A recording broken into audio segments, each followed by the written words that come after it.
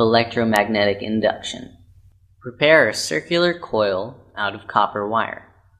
Connect the two ends of this coil to the two terminals of a sensitive galvanometer with a scale having 0 at the center. This closed circuit is shown in the diagram. Note that this circuit contains no source of electricity and the galvanometer shows 0 reading initially. Take a bar magnet NS and move it swiftly towards the coil with its north pole facing the coil. You will observe a deflection in the galvanometer when the magnet is moving.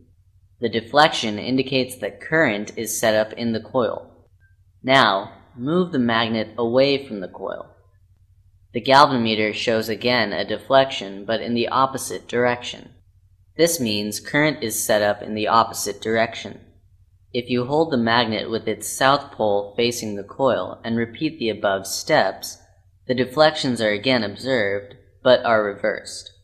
Similarly, motion of the coil itself also produces deflections in the galvanometer when the magnet is kept stationary. Do you observe any deflection when you just hold the magnet stationary near the coil at rest? No. A relative motion of a magnet and a coil induces the current in the coil.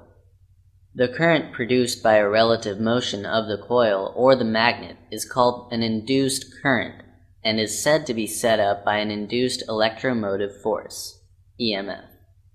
The production of an induced EMF in a coil in a closed circuit by the relative motion of a magnet and its coil is called the phenomenon of electromagnetic induction.